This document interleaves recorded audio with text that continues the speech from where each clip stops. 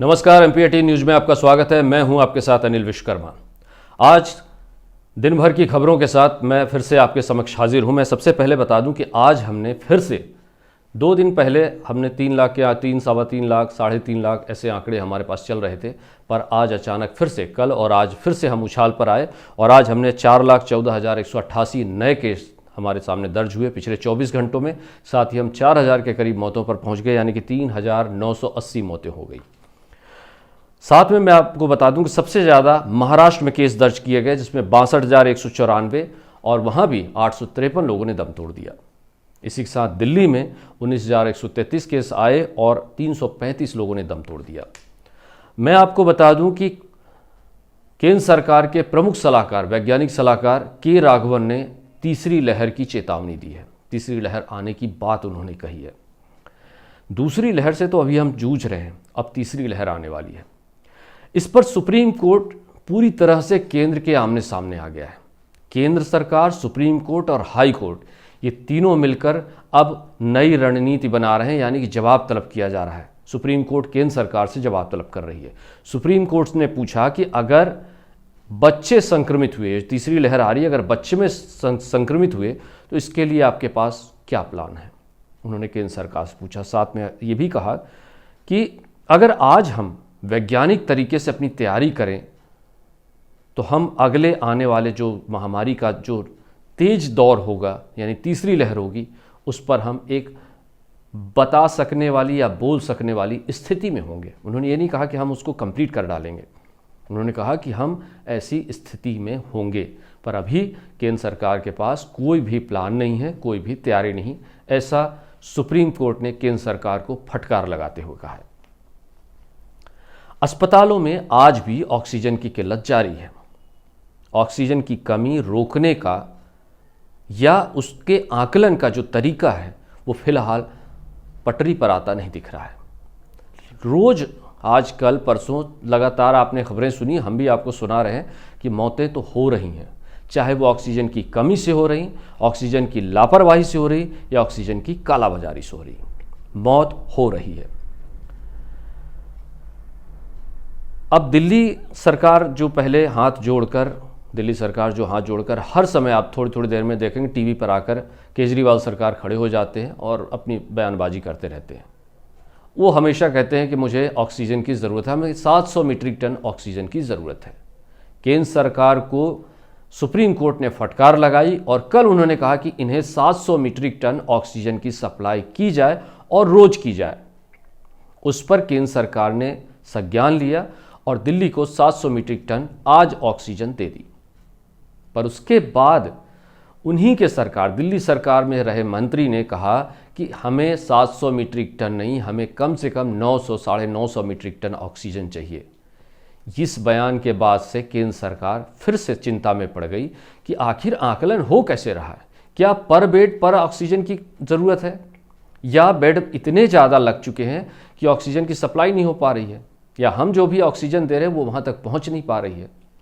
अब केंद्र को दूसरा तरीका निकालना पड़ रहा है कुछ और। इसके कारण प्रधानमंत्री नरेंद्र मोदी ने आज फिर से समीक्षा बैठक बुलाई और समीक्षा बैठक में ये बात मुखर कर सामने आई कि क्या संपूर्ण लॉकडाउन करना है। अलग अलग राज्यों ने अलग अलग तर्क दिए। उसमें हमारे पास मैं बता दूं कि तेलंगाना के मुख्यमंत्री केसीआर ने कहा कि हम लॉकडाउन नहीं लगा सकते हैं, हम अर्थव्यवस्था को फिर से बिगाड़ नहीं सकते हैं। यानी कुछ मंत्री, कुछ मिनिस्टर, कुछ लोग वो ये चाहते हैं कि अब हम लाशों पर अर्थव्यवस्था को बड़ा करते जाएं, हमारे पास लाश इकट्ठा होती जाए और हम अर्थव्यवस्था को सीढ़ी दर सीढ़ी चढ़ते चले जाएं। मेरा आप सभी से पूछना ये है कि क्या हम उन लाशों पर अर्थव्यवस्था को मजबूत करेंगे? जब हमारे पास लोग ही नहीं रहेंगे तो हम किस अर्थव्यवस्था की बात करते हैं? ऑक्सीजन और स्वास्थ्य सुविधाओं को लेकर सुप्रीम कोर्ट और केंद्र सरकार अब आमने सामने आ गए। पहले जब ऑक्सीजन की बात चलती थी तो सुप्रीम कोर्ट केंद्र सरकार को नसीहत देते थे, हिदायत देते थे कि आप ऐसा कर लीजिए, पर अब केंद्र सरकार को सुप्रीम कोर्ट ऑर्डर दे रहा है कि आप ये करिए। उसके बाद भी जब हम डॉक्टर्स की बात सुने या फिर वर्ल्ड हेल्थ ऑर्गेनाइजेशन की बात सुने या भारत के लोगों की बात सुने जो सुप्रीम पर बैठे हुए हैं, वो कहते थे, पहले कहते थे कि 5 मई को दूसरी लहर का पीक आएगा। आज हम खड़े हैं, कहीं पीक की बात नहीं है।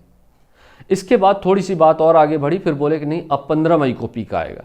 यानी ये बात तो ऐसी हो रही कि कोरोना का लॉकडाउन लग गया है और शादी होने वाली है। चलो अभी शादी नहीं होगी, थोड़ा सा आगे बढ़ा देते हैं, अब इस दिन शादी होगी। मजाक चल रहा है यहाँ पर, पीक के बारे में मजाक चल रहा है। यानी पीक के बारे में किसी को कोई अंदेशा नहीं है कि कब पीक आएगा और पीक का मतलब क्या होता है। हो सकता है बहुतों को तो ये भी न मालूम हो कि कोरोना पीक का मतलब क्या है। वहीं कांग्रेस संसदीय समिति की एक बैठक हुई जो कांग्रेस सोनिया गांधी की अध्यक्षता में, जिसमें कोरोना की महामारी जो चल रही है उस पर समीक्षा बैठक हुई और राहुल गांधी ने प्रधानमंत्री नरेंद्र मोदी को पत्र लिखा। उसमें कहा कोरोना वायरस के म्यूटेशन की वैज्ञानिक निगरानी की जाए, जीनोम सिक्वेशन पर जोर दिया जाए। ये 2 चीज़ों पर इन्होंने जोर दिया। इस बातों को अगर बारीकी से समझाया जाए तो ये एक अलग तरह की बात है। यानी म्यूटेंट हो रहे हैं, जो कोरोना वायरस है उनका म्यूटेशन ऐसा हो रहा है कि जो भी वैक्सीन आप बना रहे, हो सकता है तीसरी लहर जो आ रही है उस पर वैक्सीन कारगर न हो, ऐसा वैज्ञानिक चिंता भी कर रहे हैं। दिल्ली, मुंबई महानगरों में, शहरों में, जो बड़े बड़े शहर हैं, ऐसे शहर मान लीजिए, 2-3 दिन पहले से चल रहा है ये सब बातें। मैं आपको बता दूं कि दिल्ली में कल की घटना है जिसमें 684 ऑक्सीजन कंसंट्रेटर, ऑक्सीमीटर जब्त किए गए और 10 ऑक्सीजन कंसंट्रेटर जब्त किए गए। 2 लोगों को गिरफ्तार किया गया है। दिल्ली के खान मार्केट पर छापा पड़ा है। वहीं कई सारे ऐसे मेरे पास रिकॉर्ड हैं, दिल्ली के मेट्रो कॉलोनी के रेस्टोरेंट पर छापा मारा जहां पर ऑक्सीजन की कंसंट्रेटर जब्त किए गए। व्हाट्सएप ग्रुप के जरिए करते थे, ये सब आप खबरें सुन चुके हैं। मुंबई के उल्लासनगर में स्वैब टेस्टिंग जो होती है उसके किट बनाए जा रहे थे, बच्चे हाथ से बना रहे थे ट्रेनिका सिटी में। तो इस तरह के कई ऑक्सीजन की कालाबाजारी की बातें हों, इंजेक्शन की कालाबाजारी की बातें हों, स्वैब की कालाबाजारी की बातें हों, क्या हम लोगों की इंसानियत मर गई है? क्या हम लोगों के पास इतनी इंसानियत नहीं बची? कम से कम इस आपदा में अवसर न तलाशें। अब हमें ज़रूरत है कि हम सब मिलकर साथ करें। वहीं कई लोगों के बारे में सुनने में ये आ रहा है कि रात को लोगों को खाना खिला रहे हैं, दिन को खाना खिला रहे हैं, लंगर खोल के रखा है, ऑक्सीजन सिलेंडर का लंगर खोल के रखा है, ऑक्सीजन सिलेंडर मुफ्त में बांट रहे हैं। अपनी कारों को, मर्सिडीज कारों को और दूसरी कारों को, लग्जरी कारों को उन्होंने एम्बुलेंस में कन्वर्ट कर दिया है, फ्री में सेवाएं दे रहे हैं। इतना कुछ होने के बाद भी अभी हाहाकार मचा हुआ है। यानी कि हमारी जो आंकड़े हमको जो मिल रहे हैं या हम जो सुन रहे हैं उससे 100 गुना ज़्यादा है। भारत देश ऑक्सीजन के मामले में पूरी दुनिया में अव्वल है, उसके बाद भारत में कमी। यानी कि कहीं ना कहीं हम में बहुत बड़ी, कहीं ना कहीं घालमेल चल रहा है और राजनीतिक जो मंतव्य चल रहा है वो गलत है। मैं आपको बता दूं कि तमिलनाडु में स्टालिन मुख्यमंत्री बने और आज उन्होंने जब उन्होंने शपथ ग्रहण की तो उनके समर्थकों ने भारी जुलूस निकाल दिया, जबकि कोरोना काल में गाइडलाइन का पालन करते हुए ये सब बंद किया गया है। पर हमें तो कोई फर्क नहीं पड़ता, हम तो जुलूस निकालेंगे, हमारे नेता जीत गए।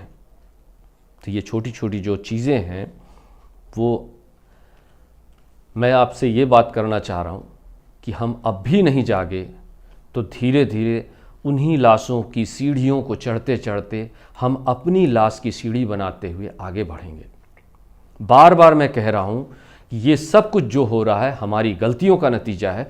मैं सरकार से भी बात करना चाहता हूँ, प्रधानमंत्री नरेंद्र मोदी से भी बात करना चाहता हूँ कि एक समय था जब आप इस देश के हीरो हुआ करते थे। पिछले बार आपने जो कहा पब्लिक ने वो किया और हम कोरोना को मात देने में सफल हुए। पर इस बार ना आपकी तरफ से कोई गाइडलाइन आ रही है, ना आपकी तरफ से कोई निर्देश आ रहे हैं।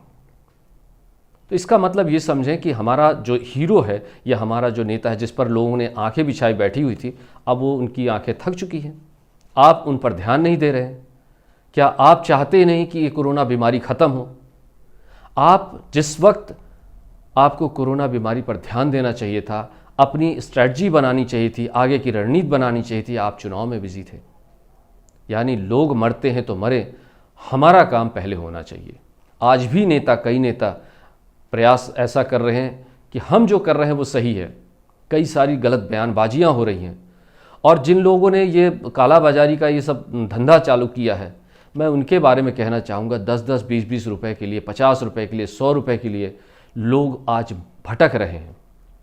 कई परिजन ऐसे देखे जा रहे हैं, लाइन में खड़े हैं, रात को लाइन में खड़े हैं, सुबह तक ऑक्सीजन, उनको सिलेंडर नहीं मिल पा रहा है और उनके परिजन वहाँ पर हॉस्पिटल में एडमिट है। तो हम लोगों की एक पर्सनल जिम्मेदारी नहीं बनती, कम से कम इस समय जबकि दुनिया में हाहाकार मचा हुआ है, भारत मुहाने पर खड़ा है मौत के, रोज़ लाशें निकल रही हैं, तो क्या हम नहीं चेत सकते कि इस समय हम ये सब काम बंद कर दें? अगर आपके पास ऑक्सीजन सिलेंडर, अभी कल की घटना है, ऑक्सीजन सिलेंडर को पेंट करके, फायर एक्सटिंग्विशर को पेंट करके ऑक्सीजन सिलेंडर में कन्वर्ट किया जा रहा है और उसको बेचा जा रहा है। कितनी बड़ी गैर जिम्मेदाराना हरकत है ये सब। अभी भी नहीं चेते तो पूरी दुनिया में भारत के नक्शे पर सिर्फ लाशें ही लाशें होंगी, क्योंकि भारत में संक्रमण गांवों तक पहुंच चुका है। एक बार फिर मैं आपसे अनुरोध करता हूं कि अपने आप को सजग रखिए, सचेत रखिए और अपना ध्यान रखिए। खासकर अब ये कहना भी बेमानी होती कि आप खबरों में देखिए तो हर डॉक्टर अपनी तरह की अलग दवाइयां बता रहा है, हर डॉक्टर इससे लड़ने, कोरोना से लड़ने के लिए अलग तरीके बता रहा है, और जो मरीज है, उसके परिजन है या सामान्य जन जो देख रहे हैं वो कंफ्यूज हैं कि हम करें तो करें क्या, इनकी माने या इनकी माने।